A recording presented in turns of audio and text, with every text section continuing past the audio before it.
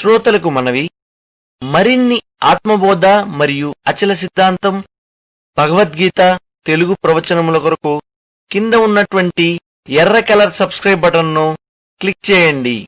అలాగే పక్క ఉన్నటువంటి గంట బటన్ను నొక్కండి. గురు బ్రహ్మ గురు విష్ణు గురుదేవో మహేశ్వర గురు సాక్షాత్ పరబ్రహ్మ తస్మై శ్రీ గురవే నమః. నీవు ధ్యేయవాసన తొలగించబడగా అప్పటి పూర్ణ దృష్టిని అవలంబించాలి సుమ. జీవన్ముక్తతను ఆశ్రయించు. స్వస్థ చిత్తుడవై ఈ లోకమునందు హాయిగా విహరించు. అంతరంగముల సమస్త ఆశలు త్యజించివై రాగములు వాసనలు లేనివాడవై ఉండు. బాహ్యమున మాత్రము వర్ణాశ్రమ ధర్మములను నెరవేర్చుచు ఈ లోకమున వ్యవహరిస్తూ ఉండు. చక్కగా ఉత్తమ ఆచార సంపన్నుడవై ఉంటూనే అంతరమున క్రియారహితుడవై ఉండు. ఈ సంసారికమైన పారమార్థికమైన దశలనన్నింటినీ చక్కగా విచారణ చెయ్యి. మహత్తరమగు బ్రహ్మపదమును భావన చేస్తూ యథాతథంగా ఉండు. అంతరంగమున ఆశావర్జితుడవై బాహ్యానికి శుభాశుభయుక్తుడవై క్రియలను ఆచరిస్తూ ఉండు. ఈ ధన బంధు జనాదులన్నీ తొలగుచున్నప్పుడు లోక మర్యాద కొరకు ప్రతిస్పందిస్తున్నప్పటికీ అంతరమున మాత్రం ప్రశాంత స్థితిని విడవవద్దు. విడవవలసిన పని లేదు. గాలికి కొండపై గల చెట్లు కదులుతాయేమో కానీ కొండ కదులుచున్నదా? బయటకు అవసరమైన చోట కోపం చూపిస్తున్నప్పటికీ అంతరమున మాత్రం కోపమనున్నదేది లేనివాడవై ఉండు. బాహ్యానికి సర్వకార్యములు నిర్వర్తిస్తూ అంతఃకరణమునందు మాత్రం సర్వమునకు అకర్తవై క్రియారహితుడవై ఈ లోకమున వెలుగుచూ ఉండు. కృత్రిమమైన ఉత్సాహం, కృత్రిమమైన హర్షం, కృత్రిమమైన ఉద్వేగం, కృత్రిమ నింద, కృత్రిమమైన కార్యారంభం, కృత్రిమ క్రోధం కలిగి ఈ లోకంలో విహరించు. అయితే అహంకారాన్ని పారదోలి వేసి స్వస్థచిత్తుడవై సర్వదా ఆకాశం వలె శోభిస్తూ ఉండు. కలంకరహితుడవై మేఘరహిత వినయలాకాశంలాగా విస్తరించి ఉండు. ఇక్కడ రూపం పొందే రకరకాల ఆశాపాశముల నుండి విముక్తుడవై సర్వవృత్తులందు అతీతత్వము మహామహిమత్వము వహించి ఉండు. పైకి మాత్రం ఈ రీతిగానే వర్ణాశ్రమ స్వభావయోగ్యములైన లేక ప్రజాహితములైన కార్యములను చేస్తూ ఆనందమయంగా ఈ లోకమున వ్యవహరించు. న బంధోస్తి న మోక్షోస్తి దేహినః పరమార్థతః మిథ్యేవమింద్రజాల శ్రేహి సంసార పరివర్తనీ. యథార్థానికి బంధము కానీ మోక్షము కానీ లేనే లేవు. ఈ కనపడేదంతా మిథ్యే అయినట్టి ఇంద్రజాల వైభవం మాత్రమే. ఇంద్రజాలమే ఈ సంసార చక్రమునంతటిని త్రిప్పుతుంది. ప్రపంచమంతా భ్రాంతి మాత్రమే. ఇది అజ్ఞానం చేతనే ఏర్పడడం కనపడటం జరుగుతుంది. బాగా దాహంతో ఉన్నవాడికి మృగతృష్ణంలో తీయటి నీళ్లు కనిపిస్తాయి చూచావా? అజ్ఞానముతో కూడిన అత్తికలవాడు జగత్త పట్ల ఇదంతా నిజమే అను బుద్ధిని కల్పించుకొనుచున్నాడు. నాయనా, నీవు ఆత్మస్వరూపుడవే కదా. అసంగము ఏకరూపము సర్వవ్యాపకము అయినట్టి ఆత్మకు అసలు బంధం ఎట్లా కలుగుతుందో చెప్పు. బంధమే లేకపోతే ఇక మోక్షం ఎక్కడిది? ఎవరికి? ఈ బంధ మోక్ష అర్థులు సాక్షాత్ జ్ఞానము లేనంత వరకే ఏర్పడుతూ ఉన్నాయి. తత్వజ్ఞానము యొక్క అభావము చేతనే ఈ విశాల సంసార భ్రాంతి ఉత్పన్నమవుతుంది. ఒకడు త్రాడును చూచి పాము అని భయపడ్డాడనుకో, ఆ భయం పోయేది ఎట్లా? అది త్రాడు మాత్రమే అని ఎరుగడ చేతనే కదా. తత్వజ్ఞానం చేత మాత్రమే ఈ సంసార భ్రాంతి ఉపశమనం పొందుతుంది. నీవు ఇప్పటికే సూక్ష్మ బుద్ధి చేత ఆత్మతత్వమును గ్రహించావు, అహంకార రహితుడవయ్యావు. ఇక ఆకాశము వలె నిర్మలుడవై చిన్నందుము. సర్వదా సర్వములకు కేవల సాక్షి స్వరూపుడవై ఉండుము. బంధుమిత్రుల గురించిన సర్వ వాసనలను నిశ్చింతగా త్యజించివేయి. ఎందుకంటావా? అసత్ స్వభావులైన బంధుమిత్రాదుల గురించి చింత వ్యర్థమే అవుతుంది. సత్స్వభావుడవు అగు నీవు అసత్తు కంటే, అవిద్య కంటే, వాటి సర్వ కార్యముల కంటే విలక్షణమైన వాడవు సుమా. అవిద్యా కారణం చేత నిన్ను సమీపిస్తున్న నేను బంధము కలవాడను, బద్ధుడను అనునట్టి వాసనలను క్రమక్రమంగా త్యజించివేయి. ఈ భోగములతోనూ, భోగ సాధకాలైనట్టి బంధుమిత్రాదులతోనూ, ఈ కనపడే జగత్ పదార్థములతోనూ, శుభాశుభ కర్మలతోనూ బ్రహ్మములకు ఏమాత్రం సంబంధం లేదు. నీవు బ్రహ్మవే అయి ఉన్నావు. ఇక దేనికోసం ఎందుకు పరితపించాలి? ఆ బ్రహ్మతత్వం ఒక్కటే సారమైనది. అట్టి సార వస్తువుని నేను అను దృఢబుద్ధి కలిగిన తరువాత నీకిక భయము ఎందుకు ఉంటుంది? జగద్భ్రమలచే నీవు భీతి ఎందుకు చెందాలో చెప్పు. చైతన్య దృష్టితో పరిశీలిస్తే ఈ బంధుజనులు అసలు ఉత్పన్నమే అయి ఉండలేదు. ఇక సుఖ దుఃఖములేమిటి, పరితాపం ఎందుకు? ఒకవేళ ఆత్మ నిత్యమే అయి ఉండవచ్చుగాక, కానీ సంగము పొందుతుంది, తద్వారా దుఃఖం పొందుతున్నది కదా అని అంటావేమో. ఇక్కడ ఒక విషయం నీవు ముఖ్యంగా గమనించు. నీవు ఇంతకు పూర్వం ఉండే ఉన్నావు, భావి కాలంలో కూడా ఉండబోచున్నావు. సరే, ఇప్పుడు ఉండనే ఉన్నావు. నీ బంధువులు కూడా అంతే కదా. అట్టి నిత్య స్వభావము గల ఆత్మను ఎరిగిన తరువాత ఇక సుఖ దుఃఖ న్యూన అధిక భావములకు చోటెక్కడిది?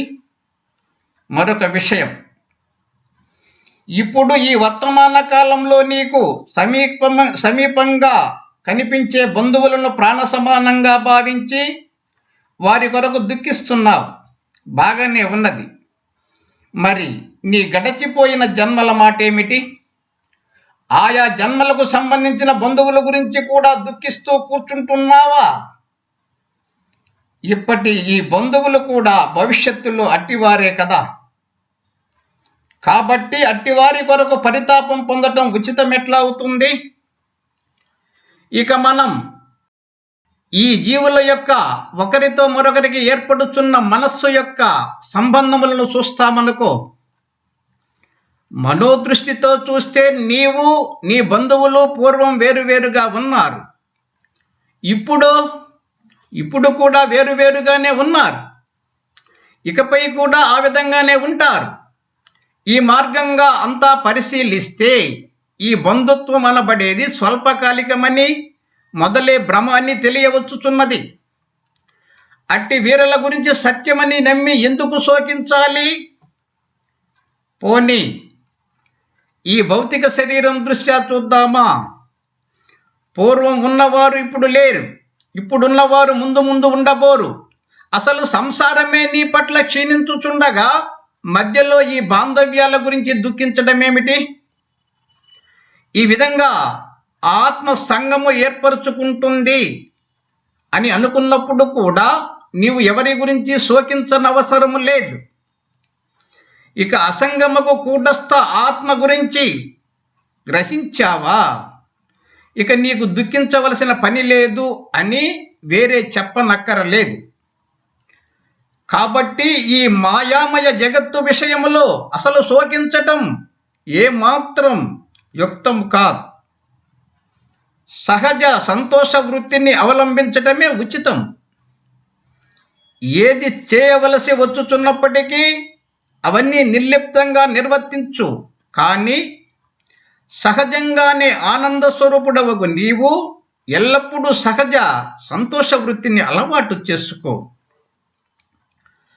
మాగచ్చ దుఃఖితాయుక్త పాకృతే జాగతే క్రమే తథైవ ముదితాయుక్త యుక్తం కార్యానువర్తనం. ఈ ప్రాపంచిక పదార్థములచే నీవు సుఖదుఖములకు లోను కావలసిన పనేమీ లేదు. సర్వత్రా సమరూపము అభ్యసించుటచే మహనీయులు ఈ సుఖదుఖాలను అధిగమించి వేస్తున్నారు. పరమాత్మ సర్వవ్యాపి సమరూపుడు కదా. నీయందు కూడా అతడే సమరూపుడై వ్యాపించి ఉన్నాడని గ్రహించు.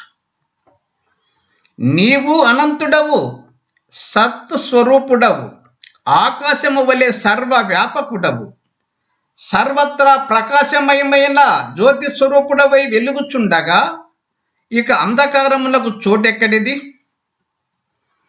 శుద్ధ స్వరూపుడవగు నీయందు సుఖదుఖాదులు, బంధుత్వ అబంధుత్వాదులు ఉండడమేమిటి? నీవే సర్వ హృదయములందు ఉన్నవాడవై ఒక పూలదండలోని దారంలాగా సూక్ష్మ రూపమున అంతటా వ్యాపించి ఉన్నావు. అయితే అతి సూక్ష్మమగు నీ రూపము ఈ సర్వ జగత్ పదార్థము అంతటా వ్యాపించి ఉన్నావు. నీ రూపము ఈ సర్వ జగత్ పదార్థములు అంతటా వ్యాపించి ఉన్నప్పటికీ అది స్థూల దృష్టికి మాత్రం గోచరించుట లేదు.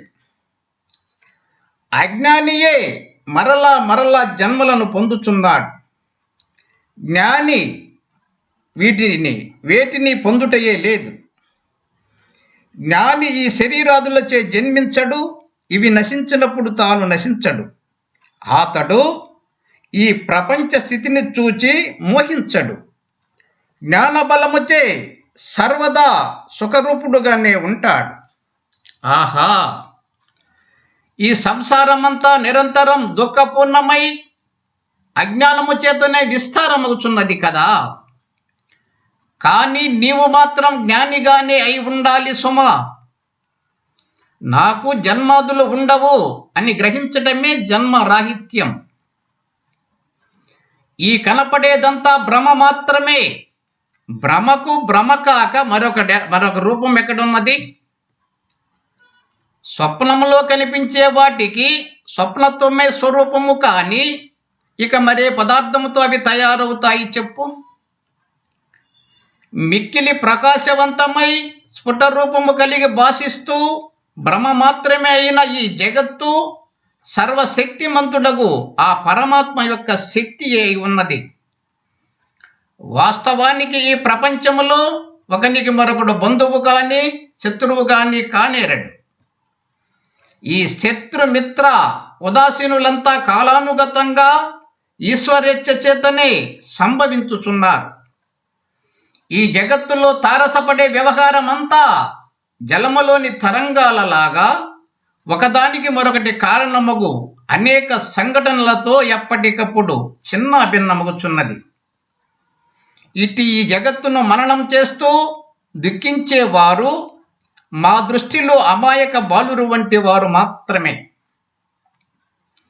చలనశీలమగు సంసార చక్రం నిరంతరం పైనుండి క్రిందకు, క్రింద నుండి పైకి తిరుగాడుతూనే ఉన్నది. స్వర్గములోని జీవులు ఒకానొకప్పటికి నరకం చేరుచున్నారు. నరకములోని జీవులు స్వర్గానికి వెళ్ళుచున్నారు. ఒకడు ఒక ద్వీపం వదిలి మరొక ద్వీపం ప్రవేశించున్నట్లే ఈ జీవులంతా ఒక ఉపాధిని వదిలి మరొక ఉపాధిని ఆశ్రయించుచున్నారు. ఇట్టి స్వప్న కల్పితమైన అవాస్తవ జగత్ వ్యవహారముల కొరకు కొందరు మాయాబద్ధులకు జీవులు తెంపులేని శోకం అనుభవిస్తూ ఉన్నారు. మరి వారికి నేనేమి ఎట్లా చెప్పాలి? ఒకప్పుడు మహాధీరులై అటూ ఇటూ సంచరిస్తున్న వారు మరొకప్పుడు అతి దీనత్వం పొందుచున్నారు. దీనులు మహాధీరులగుచున్నారు. పతనము ఉత్పత్తిలచే ఈ జీవులు తమకు తామే విభ్రమములను కల్పించుకొనుచు సంచలనము పొందుచున్నారు. దీపశిఖకు స్థిరాకారం ఉంటుందా? ఈ సంసార చక్రమునందు కూడా ఏది ఎన్నటికీ ఒక రూపము కలిగి ఉండుట లేదు. ఈ సంసార దృష్టి ఏర్పడి ఉన్నంత వరకు స్వచ్ఛత్వము గాని దుఃఖరాహిత్యము గాని ఏ జీవులకు కూడా సాధ్యపడేది కాదు. అనుక్షణం మార్పు చెందుచుండే స్వభావం గల ఈ విషయముల పట్ల ఇది మాకు ఇట్లు ఉండాలి అని అనుకొని ఎవడు సుఖం పొందగలడు చెప్పు? అందుచేత ఈ ప్రపంచంలో తారసపడే నాది నాకు చెందినది, నీది నీకు చెందినది, వారిది వారికి చెందినది మొదలైనవన్నీ మెల్లకన్నవాడు రెండవ చంద్రుని చూచున్నట్లు కేవలం భ్రమచేత మాత్రమే అట్లు అనిపిస్తూ ఉన్నాయి. ఇందులో ఏమాత్రము సందేహము లేదు. అందుచేత ఈ నేను, నీవు, ఇతడు నావాడు, అతడు శత్రువు అనున్నటి మిథ్యా దృష్టులన్నీ నీ పట్ల నశించుగాక. అయితే ఆయా అనుకూలములైన వ్యవహార సరళి లోకమునకు అవసరమై ఉన్నది కనుక ఇక్కడి వ్యవహార తత్పరతను లీలామాత్రంగా బాహ్యములకు మాత్రమే అవలంబించు. నీకు బంధువులుగా ఉన్న వారి పట్ల ఆత్మదృష్టిచే చైతన్య మాత్ర స్వరూపులుగాను, లౌకిక దృష్టిచే నీ ఆయా కర్తవ్యములుగాను భావించు. అంతేగాని ఒక గాడిదలాగా లేనిపోని భారములన్నీ కల్పించుకొని భ్రమాత్మికమైన నమ్మికతో ఈ సంసార లంపటములందు కాలయాపన తాత్సారములతో కూడిన బుద్ధిని పొందవద్దు. నిష్కారణముగా దుఃఖములను వాసన భారములను తెచ్చి పెట్టుకోవద్దు. వాసనలను క్షయింపజేయగల క్రియలను విచారాలను శ్రద్ధగా ఆశ్రయిస్తూ రాగా ఈ సంసార భారం స్వయంగా రహితమైపోగలదు. అయం బంధు అయం నేతి గణనాలగు చేత సాను ఉదార చరితానంతో విగత వరనైవదీహి. ఈతడు బంధువు ఈతడు శత్రువు అనే భేద దృష్టి అంతా అల్పబుద్ధి కలవారికే ఉంటుంది. ఉదార చరితులకు అట్టి పరిచ్ఛిన్న దృష్టి గాని ఆవరణయుక్తమైన బుద్ధి గాని ఉండదు. వారు ఈ సర్వమునందు నేను ఉండనే ఉన్నాను, ఈ సర్వము సర్వదా నాయందే ఉన్నది అని నిశ్చయము గల ధీర బుద్ధి కలిగి ఉంటారు. కనుకనే వారి పట్ల సర్వ ఆవరణలు తొలగిపోతూ ఉన్నాయి. నాస్తమేతి నచోదేతి యచ్చదాకాశవన్మహాను సర్వం సంపశ్యతి స్వస్థతః స్వస్థో భూమితలయం యథా. అట్టి ప్రాజ్ఞులకు ఇక ఉత్పత్తి వినాశనములు ఉండవు.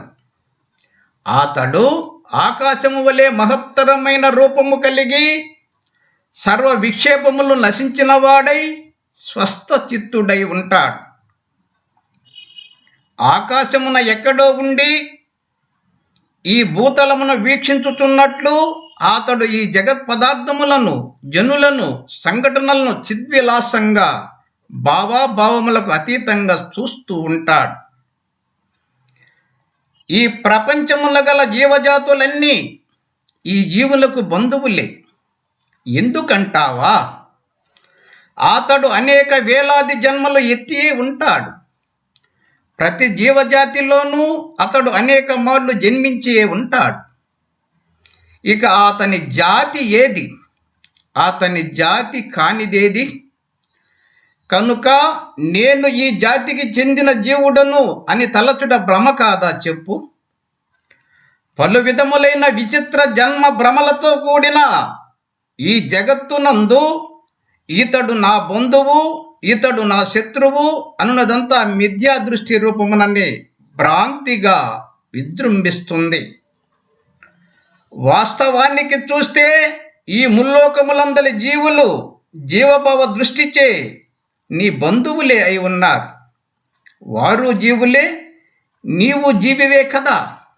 అంతేకాదు, ప్రతి జీవుడు అనేక జీవజాతులలో జన్మలు పొందుతూనే ఉన్నాడు. ఇక బ్రహ్మభావ దృష్టితో ప్రతి జీవుడు అనేక జీవజాతులలో జన్మలు పొందుతూనే ఉన్నాడు. కాబట్టి ఇక బ్రహ్మభావ దృష్టితో చూచావా, నీవే వారందరి స్వరూపముగా అవుచున్నావు. కాబట్టి నీవారు కాని వారెవరు? నీవారు కాని వారెవరు? కాబట్టి ఇక్కడ నిజమును గ్రహించు. నా తండ్రి, అతని భార్య నా తల్లి అని భావిస్తున్నావు. బాగానే ఉంది, కానీ వాస్తవానికి వారు మాత్రమే నీకు తల్లిదండ్రులా కాదు. ఎందుకంటే నీవు ఇంతకుముందు వేలాది జన్మలలో అనేక మంది తల్లిదండ్రులను పొంది ఉన్నావు. అదేవిధంగా వారు కూడా తమ ఇంత పూర్వపు జన్మలలో వేలాది మందిని తమకు బిడ్డలుగా పొంది ఉన్నారు. కనుక నీవు నేను మాత్రమే వారికి పుత్రులం అనటం మూర్ఖమే అవుతుంది. ఇటిదే ప్రతి ఒక్క జీవుని యొక్క ప్రతి ఒక్క సంబంధం కూడా. మిత్ర బాంధవ వృద్ధాని జందోర్జన్మని జన్మని వృతావృతావతీతాని ఫలానివ మహాతరోహో. ప్రతి జన్మలోనూ ఈ జీవునకు ఎందరో బంధువులు, మిత్రులు, పరిచయస్తులు కలుగుచున్నారు. ప్రేమవశం చేతనే నేను నా తల్లిదండ్రుల గురించి శోకిస్తున్నాను అని నీవు అనదలుచుకుంటే, మరి నీవు నీ గతించిపోయిన జన్మలలోని తల్లిదండ్రుల గురించి, బంధువుల గురించి ఎందుకు శోకించుట లేదో నేను తెలుసుకోవచ్చా? అయితే ఈ దృశ్యం మరలా వస్తుంది, పోతుంది, ఇదంతా ఎక్కడి నుండి వచ్చి పడుతుంది అంటావా? ముక్కుసూటిగా నీ ప్రశ్నకు బదులివ్వాలి అంటే జగత్ కల్పనకు అజ్ఞానమే కారణం.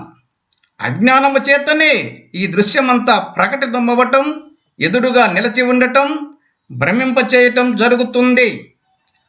యథార్థానికి నీకు మిత్రులు గాని, సోదరులు గాని, తదితర బంధువులు గాని లేరు. ఎర్రటి ఎండకు కాలిపోతున్న ఎడారిలోని ఇసుక దెబ్బపై నీళ్లు ఉంటాయా? బ్రహ్మ స్వభావమగు ఆత్మ యందు జన్మము లేదు, మరణము లేదు. ఇక నీకు కనిపిస్తున్న ధన, ధాన్య, రాజ్య విభవములు అయిన వాళ్ళు, కాని వాళ్ళు, అనుబంధములు, ఇవన్నీ భ్రమతో కూడిన సంసారిక దృష్టికి మాత్రమే తారసపడుతూ ఉన్నాయి. పైగా ఇవన్నీ కూడా 3 నాళ్ల ముచ్చట్లే కదా. ఇవి నాకు కలవు అని విర్రవీగేంత సేపు పట్టదు వీటి రాకపోకలు. అందుచేత కాస్త పరమార్థ దృష్టిచే సత్యాన్ని విచారించు. ఈ నేను, నాది, నీది అన్న వ్యవహారమంతా కేవలం కల్పనయే అయి ఉన్నది. అంతేకాని వాస్తవం మాత్రం కాదు. ఇప్పుడు మన ఇరువురి మధ్య ఏర్పడి ఉన్న అనుబంధమును విజ్ఞాన దృష్టిచే పరిశోధించామనుకో, నీకు నేను గాని, నాకు నీవు గాని ఏ ఒక్క క్షణముందు కూడా లేము అనియే తెలియవస్తుంది. అందుచేత స్వప్నములోని వస్తుజాలం వంటిది భ్రమచేత మాత్రమే అనుభవమగునది అయినట్టి ఈ నీవు నేను మొదలైన భ్రమలన్నీ నీ హృదయములో నుంచి ముందుగా పారద్రోలి వేయి. మరి ఈ జీవుల జన్మ మృత్యువుల సంగతి ఏమిటి అంటావా? ఇది నశించుచున్నది, ఇది జన్మించుచున్నది. ఇటువంటి దృష్టులన్నీ స్వసంకల్పములతో రూపం పొందిన భ్రమచేత మాత్రమే నీ ముందుకు వస్తూ ఉన్నాయి, మరలా మరలా విజృంభిస్తూ ఉన్నాయి. అంతేకాని అదంతా వాస్తవమైనది కాదు. ద్రష్టత్వము అను క్రియా విశేషములకు కూడా కర్తయగు ఆత్మ ఒకానొక తరుణంలో అజ్ఞాన తాపముచే ఆచ్ఛాదితమై ఉంటుంది. ఎడారిలో మృగతృష్ణాజలం కనబడుతుంది చూడు, అట్లాగే శుభ అశుభ కర్మలు అనే చంచల స్వవాసనపూర్వకమైన తరంగాలు ఈ అనంత సంసార సాగరంగా స్ఫురిస్తూ ఉన్నాయి. మేఘాలు ఆకాశాన్ని కప్పివేస్తున్నట్లు సంసారిక భావనలు ఆ ఆత్మాకాశాన్ని కప్పివేస్తూ ఉన్నాయి. అయితే మేఘములు కమ్మినంత మాత్రము చేత ఆకాశం లేకుండా పోతుందా? లేదు. ఈ భ్రమలన్నీ ఏర్పడవచ్చు, లేక మరొకప్పుడు తొలగిపోవచ్చు. నిర్మలమైన బ్రహ్మము ఎప్పటి ఎట్లే అప్రమేయముగా అఖండముగా సర్వదా ఉండి ఉంటుంది. బ్రహ్మమే నీ యొక్క నా యొక్క వాస్తవ స్వరూపం. కపితా కించ వా మిత్రం కామాతా కేచ బాంధవాః స్వబుద్ధైవ ధూయంతే వాక్యయా జనపాంసవః. తల్లి ఎవరు, తండ్రి ఎవరు, మిత్రులెవరు, బంధువులు ఎవరు? గొప్ప గాలి వీస్తుంటే ధూళి లేస్తుంది చూచావా? ఈ అనేక జీవుల సంబంధములు ఆ ధూళిలోని వేరువేరు రేణువుల యొక్క సామీప్య సంబంధముల వంటివి మాత్రమే. ప్రతి జీవునకు తదితర జీవులంతా ఆ జీవుని యొక్క స్వబుద్ధి భ్రాంతుల చేత కల్పించబడిన వారై ఉన్నారు. ఆత్మయే రాగ ద్వేష మోహములను ఆశ్రయించుచున్నప్పుడు వీరు బంధువులు, వీరు మిత్రులు, వీరు హితులు అను వాటితో కూడిన ఈ ప్రపంచం విస్తరింపచేయుచున్నది. ఒకనిని చూచి నేను ఇది నాకు సంబంధించిన వాడు అని సంకల్పించినప్పుడు మాత్రమే అతడు నాకు బంధువు అగుచున్నాడు. అట్లు కాకుండా అతడు అప్రియమైన వాడు, వ్యతిరేకి, ద్వేషింపదగిన వాడు అను రూపం గల వ్యతిరేక భావనచే శత్రువు అగుచున్నాడు. భావన మాత్రము చేతనే విషము అమృతముగాను, అమృతము విషముగాను అగుచున్నది. ఈ సంసారము యొక్క ప్రాప్తి, స్థితి, గతి కూడా కేవలం భావించుట అను క్రియా విశేషము చేతనే సంభవిస్తుంది. సర్వదేహములందు ఏకరూపమున వెలుగుచున్నట్టి సర్వవ్యాపియగు బ్రహ్మములకు ఇతడు నా బంధువు, ఇతడు నా మిత్రుడు అను కల్పన ఎట్లా ఉంటుంది? ఎక్కడ ఉంటుంది? నీవైనా నేనైనా ఈ రక్త మాంస ఎముకలతో కూడిన అస్థి పంజర శరీరములమా? కాదు. ఈ దేహ గృహం మనం ఆశ్రయించాము, కానీ మనం ఈ దేహములం కాము సుమా. అందుచేత కొంచెం ఏకాంతంలో కూర్చొని చేతనా స్వభావుడైన నా యొక్క యథార్థ స్వరూపము ఏమై ఉన్నది అని నీ చిత్తములోనే విచారణ చేయడం ప్రారంభించు. పరమార్థముకు శుద్ధ చైతన్య దృష్టితో ఈ దృశ్యమును ఆమూలాగ్రం పరిశీలనం చేయడం జరిగితే అప్పుడు ఈ దేహపరంగా లేనే లేము అని తెలిసి వస్తుంది. దేహము పట్ల ఇది నేను అను రూపం గల అభిమానం, మిథ్యా జ్ఞానం ఏర్పడి ఉండుట చేతనే ఈ మన రూపాలన్నీ ఈ విధంగా విజృంభించి లయిస్తూ ఉన్నాయి. ఈ కనపడే వేలాది వేర్వేరు శరీరములన్నీ కల్పన చేతనే కనిపిస్తున్నాయి, కానీ ఇవన్నీ స్వతహాగా ఉన్నవి కావు. మనం భౌతిక దృష్టిచే లేక దేహ దృష్టిచే పరిశీలిస్తే ఇక్కడ నశ్వరమైనది కానిది ఏమున్నది? ఇక్కడ తల్లి ఎవరు, అయినవాడెవడు, కానివాడెవడు, మిత్రుడెవడు, శత్రువెవడు? ఈ ఎదురుగా కనపడుచున్న దేహములు అను ఉపాధులకు అతీతమై సాక్షి మాత్రమై ఉన్నట్టి చైతన్య దృష్టి అలవర్చుకున్నావు అనుకో. అప్పుడు అనంత రూపమగు బ్రహ్మము మాత్రమే ఉనికి కలిగి అగుపిస్తుంది.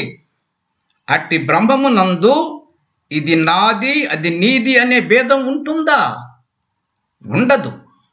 ఒక సముద్ర తరంగానికి ఏ తరంగం ఏ తరంగానికి శత్రువు, ఏ తరంగం ఏ తరంగానికి మిత్రుడు? ఉన్నదంతా జలమే కదా. కొన్ని సంవత్సరాల క్రితం మాత్రమే జన్మచే ఏర్పడుచున్న ఈ సంబంధ బాంధవ్యములు శిరోధార్యమేనని అనుకుందాం. మరి ఇంతకు పూర్వం గడిచిన అనేక జన్మలలో బంధుమిత్ర ధనాదుల మాట ఏమిటి? అవన్నీ అక్కడక్కడ వదిలి వచ్చినందుకు ఇప్పుడు దుఃఖిస్తూ కూర్చుంటున్నావా? ఈ వర్తమాన జన్మలో కూడా ఎన్నెన్నో అనుబంధాలు ఏర్పడడం, మరలా కాలముచే మింగివేయబడడం జరుగుతుంది కదా. ఈ ప్రపంచమంతా మనకు ఎదురుగా ప్రాప్తిస్తున్నది కదా. అయితే ఇదంతా మనస్సులోనే అహంభావ రూపంగా ఉన్నది అని ఆత్మజ్ఞులు చెప్పుచున్నారు. ఇది వేరు, అది కావాలి, వారు మావారు కాదు, ఏదో పొందాలి మొదలైన తుచ్చ దృశ్య వ్యధలను విడిచిపెట్టి ఆత్మజ్ఞులు అనుసరించే మార్గం మనం ఎందుకు అనుసరించరాదు? అదే మనకు శ్రేయస్కరం. అంతేకాని ఆయా స్వల్ప విషయాల గురించి మననం చేస్తూ దుఃఖిస్తూ కాలయాపన చేయటం ఏమి ఉచితం? ఈ ప్రపంచంలో జన్మ ఉన్నతి పతనం అను కార్యములు ఒక పెద్ద చక్రము యొక్క పరిభ్రమణంలాగా అనివార్యంగా కొనసాగుతూ ఉన్నాయి. ఇటువంటి అతి చంచలమైన సంసార స్థితిగతులను పట్టుకొని మనం ఎందుకు వ్రేలాడాలి? వాటిలో ఏదో ఎందుకు దేవులాడాలి? అందుచేత భావ అభావములకు అతీతమై స్థితిగతులచే మలినపరచదాలని విషయముకు ఆ బ్రహ్మము గురించే మనం సావధాన మనస్కులమై విచారణ చెయ్యాలి. అంతేగాని మనం మూఢచిత్తులం కాకూడదు. మూర్ఖంగా దృశ్యముని ఆశ్రయించదలచామా ఇక దీనత్వము, నైరాస్యము, అజ్ఞానము మాత్రమే లభించే ప్రాంతాలకు చేరవలసి వస్తుంది. యథార్థానికి నీకు తల్లి గాని తండ్రి గాని లేరు, దుఃఖములు లేవు, జన్మలు లేవు. ఎందుకంటే నీవు అన్ని సమయములందు ఆ బ్రహ్మమే స్వస్వరూపంగా కలిగి ఉన్నావు. నీకు వేరుగా ఈ జన్మలు కానీ ఈ దేహములు కానీ లేవు. అయితే అజ్ఞానులు ఇక్కడి దృశ్యములోని సత్యము సారము గమనించటం లేదు. వారు తమ సంసార యాత్రలో అనేక క్రియా వ్యవహారములను నిర్వర్తిస్తూ మొదలే అసత్యమైన వ్యవహారములందు ఇవి ఎంతో సారవంతమైనవి అను బుద్ధిని ఏర్పరచుకుని గుర్తించుచున్నారు. ఇక తత్వజ్ఞానులు ఏం చేస్తున్నారంటావా? వారు ఉదాసీనులై స్వస్థతతో కూడిన చిత్తము కలిగి ఉంటున్నారు. ఆయా ప్రాప్తించిన కార్యములను సంగరహితులై నెరవేర్చుచున్నారు. ఈ సర్వమునకు కేవలం సాక్షి మాత్రులై ఉంటూ ఉన్నారు. రాత్రిపూట గదిలో దీపం వెలిగిస్తాం కదా, ఆ వెలుగులో గదిలో వస్తువులు కనిపిస్తున్నాయి. ఆ దీపమునకు వీటికి వెలుగు ఇవ్వటం నాకు ఇష్టము, ఇవంటే నాకు ఇష్టం ఉండదు, అందుచేత వీనికి నేనెందుకు వెలుగునివ్వాలి అనురాగముతో కూడిన కర్తృత్వ అభిమానం ఉంటుందా? లేదు. నీవు కూడా ఆయా క్రియలకు కర్తవగుచున్నప్పుడు అభిమాన రహితుడవై అకర్తవై ఉండు. తత్వజ్ఞులు ఆ విధంగానే ఈ ప్రపంచంలో విహరిస్తున్నారు. ఒక అద్దములో ఆయా ఎదురుగా ఉన్న వస్తువులు ప్రతిబింబిస్తున్నప్పటికీ ఆ ప్రతిబింబిత వస్తుజాలము యొక్క ధర్మములను అద్దము పొందుతుందా? లేదే. అట్లాగే తమ యందు అధ్యస్థమై ఉంటున్న ఆయా కార్యములను వ్యవహార సంబంధములను గమనిస్తూ నిర్వర్తిస్తూ కూడా జ్ఞానులు తమ యొక్క ఆత్మత్వమును ఆత్మధర్మములను త్యజించరు. అఖండమగు బ్రహ్మమే నా స్వరూపము అను దృఢమైన ధ్యాసచే దృశ్య తాదాత్మ్యము అను దోషమును సుదూరంగా విడచివేస్తూ ఉన్నారు. అందుచేత ఇచ్చ అనే రూపంతో ఏర్పడుచున్న కళంకమును ముందుగా త్యజించి వేయి. నీ హృదయంలో స్వయంగా వివేక బలంచే ఆత్మభావన సాక్షాత్కరింప చేసుకో. ఆ బ్రహ్మీ స్థితిని సర్వదా ఆశ్రయించు. ఈ సంసార భ్రమను మొదలంతా త్యజించి వేయి. ఈ దృశ్య వ్యవహారమంతా త్యజించబడగా ఇక అప్పటికి కూడా శేషించబడి ఉండే స్వస్వరూప స్వభావముచే సంతుష్టుడవై ఉండు. ప్రతి జీవునికి ఇంతకు పూర్వమే అనేక దేహాలు, అట్టి ప్రతి దేహమునకు సంబంధించి అనేక మంది బంధుమిత్ర అమిత్రాదులు ఉండి ఉంటారు. వారిలో ఎవరిని త్యజించాలి, ఎవరిని గ్రహించాలి? అసలు ఈ జీవునకు శోకము మోహము ఎక్కడి నుండి దిగుమతి అగుచున్నాయి అనే విషయం మేము పరిశోధించాం. అంతరంగములోని తృష్ణయే వాడి యొక్క కోరికయే అని సమీక్షిస్తూ ఉన్నాం. అందుచేత శాంతి పొందాలంటే తృష్ణను, కోరికను జయించాలి. అట్లా కాకుండా ఎప్పటికప్పుడు ఆయా విషయములను, కల్పిత వ్యవహారములను ఆశతో కూడుకొని ఆశ్రయిస్తూ పోతే ఆ పయనానికి అంతెక్కడా? శాంతి ఎప్పటికి చెప్పు? కట్టె పుల్లలు వేస్తున్న కొద్దీ అగ్ని జ్వలుస్తూనే ఉంటుంది కదా. విషయ చింతన చేతనే ఈ సంసారిక దుస్థితులు వృద్ధి చెందుతూ ఉన్నాయి. విషయ చింతన లేకపోతే దుఃఖాదులు కూడా ఉండవు. ఏదో పొందాలి, ఇంకేదో కావాలి, ఏవేవో ఇంద్రియ విషయముల ప్రాప్తిచే మాత్రమే ఉపశమనము, లేదా అంతా అశాంతియే. తదితరులకు లభించేవన్నీ నాకు లభించాలి, నాకు చెందినవి ఇతరులకు లభించకూడదు. ఇటు అనేక ధ్యేయ వాసనలను ఈ జీవుడు కలిగి ఉంటున్నాడు. ఆ మార్గంలో ఎన్నటికి శాంతి. కనుక నీవు ధ్యేయవసన త్యాగము అనే రథం అధిరోహించు. కరుణాదృష్టితో, ఉదార చిత్తముతో తదితర జీవరాశులన్నిటినీ దర్శించి సర్వభూతదయ కలిగి ఉన్నవాడవై ఈ ప్రాకృత వ్యవహారములను ఆచరిస్తూ ఉండు. అంతేకాని ఇక్కడ భేద దృష్టి యందు తాదాత్మ్యం చెందవద్దు. ధ్యేయవాసన రాహిత్యం ఆశ్రయించిన వాని స్థితి స్వస్థితి అవుతుంది. అట్టి స్థితియే నిర్మల నిష్కామ ఉపాధి రహిత బ్రహ్మి స్థితి. వివేకము పరమాత్మ బోధలను తన వెంట నిడుకొని ఈ జగత్తునందు విహరించేవాడు ఇక్కడ మోహితుడు కాడు. అతనిని సంపదలన్నీ వదలి వెళ్ళవచ్చుగాక, బంధువులు బహిష్కరించవచ్చుగాక, అతడు ధైర్యము దిగులు పొందడు. సుస్థిరమైన స్వతత్వమును అవతరించగలడు. జ్ఞాని యొక్క దృష్టి, అవగాహనలచే ఏర్పడే స్వధైర్యమును మించిన సంపద గాని స్వజనము గాని లేరు. ఆపదల సమయంలో, ప్రతికూల స్థితిగతులలో, నిస్సహాయ వాతావరణంలో మనలను రక్షించేది అదే. అందుచేత నీవు జ్ఞానివై ఉండు. ఈ విషయములోని ఆపదల నుండి నిన్ను నీవే లేవనెత్తుకోవాలి. వైరాగ్యము చేతను, శాస్త్రాధ్యయనము చేతను, మహత్తరమైన ఉదారము మొదలగు గుణముల చేతను ఆత్మోద్ధరణకై ఉద్యుక్తుడవు కావాలి. విషయ త్యాగము చేసేవారి చిత్తము స్వల్ప సమయములో మహత్తర రూపం పొందుతుంది. అట్టి చిత్తము పొందే ఆ చిత్తము ప్రసాదించే ఫలితం ఏమిటంటావా?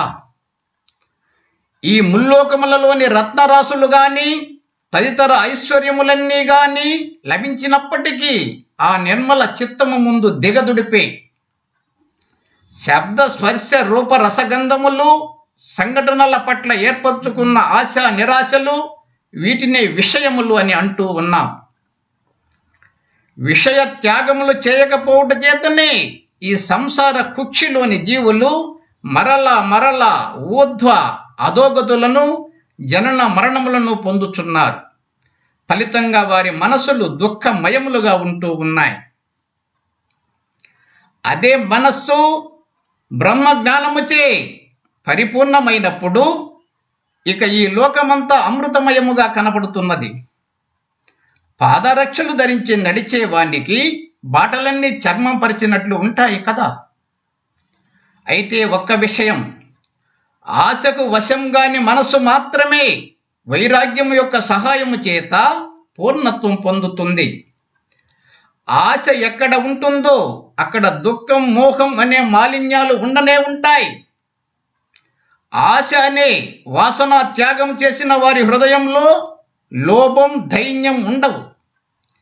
అగస్త్య మహాముని జలపానం చేయగా మిగిలియున్న శూన్య సముద్రంలాగా అది ప్రశాంతము పొందుచున్నది. తృష్ణను జయించి శాంతము, వైరాగ్యములతో కూడుకుని ఉన్నప్పుడే ఈ హృదయం శోభిస్తుంది. ఇచ్ఛారహితులు, బ్రహ్మజ్ఞానముచే పూర్ణులగు వారు ఈ ముల్లోకములను తృణప్రాయముగా చూస్తూ ఉన్నారు, గడ్డిపోసతో సమానంగా చూస్తూ ఉన్నారు. ఈ జన సమూహము, తత్సంబంధములు గోష్పద జలంలాగాను, ఒక మహాకల్పము కూడా అర్ధ నిమిషంలాగాను కనపట్టగలదు. ఇచ్ఛారహితుని యందు మనకు కనిపించే శీతల సౌమ్యత్వము మనకు హిమాలయ పర్వతాలలో గాని, పూర్ణచంద్రుని యందు గాని, చందన వృక్షమందు గాని, అరటి తోటల్లో గాని లభించదు సుమా. అతని ఎందుగల ప్రశాంతతను క్షీరసాగరంతోనూ, జగన్మాత లక్ష్మీదేవి ప్రసన్న వదనంతోనూ పోల్చవచ్చునేమో. ఈ అంతఃకరణమును కలుషితం చేస్తున్నది ఏది? ఆశ అను పిచాచమే. ఈ చిత్తము యొక్క ఆశలే దశ దిశలా ప్రసరించి ఉన్నాయని గ్రహించు. ఆశ తొలగించబడినప్పుడు ఇదే చిత్తము బ్రహ్మమై వెలుగొందుచున్నది. ఎప్పుడైతే ఆశలు లయిస్తాయో, రహితమవుతాయో, మరుక్షణం అంతకు ముందటి అల్పధైర్యము కూడా బహు విస్తారమైన ఒక మహావృక్షంలాగా శతాధిక శాఖలుగా విస్తరిస్తుంది. వైరాగ్యయుక్తుడు, ఇంద్రియములు జయించిన వేసినవాడు, ఆశ నశించగా ధైర్యము వహించినవాడు అగు జీవుడు ఉత్తమోత్తమైన పదమును తనకు తానే అధిరోహిస్తాడు. అతనికి మరెవరో వచ్చి ప్రసాదించవలసిందేమీ ఉండదు. ఈ జీవుడు ప్రశాంతకరణుడై చిత్తవృత్తులకు చోటు ఇవ్వకుండా ఉంటాడా అనుకో, ఇక ఈ జన్మ కర్మ మొదలగు వాటి గురించి భయాదులు ఉండవు. ఈ చిత్తము వృత్తిరహితమై అచిత్తత్వము పొందిందా, ఇక జీవుడు పూర్ణమగు మోక్ష స్థితిని పొందినవాడే అవుతూ ఉన్నాడు. ఓం పూర్ణమద పూర్ణమిదం పూర్ణముదచ్యతే పూర్ణస్య పూర్ణమాదాయ పూర్ణమేవావశిష్యతే. ఓం శాంతి శాంతి శాంతి. శ్రోతలకు మనవి, మరిన్ని ఆత్మబోధ మరియు అచల సిద్ధాంతం, భగవద్గీత తెలుగు ప్రవచనముల కొరకు కింద ఉన్నటువంటి ఎర్ర కలర్ సబ్స్క్రైబ్ బటన్ను క్లిక్ చేయండి. అలాగే పక్కన ఉన్నటువంటి గంట బటన్ను నొక్కండి. అలాగే ఇక్కడ ఉన్నటువంటి లైక్ బటన్ను నొక్కండి మరియు షేర్ చేయండి. ఈ అచల బోధ గురించి మీ అభిప్రాయాలను కింద ఉన్నటువంటి కామెంట్ బాక్స్ లో కామెంట్ చేసి మాకు మీరు తెలుపగలరు.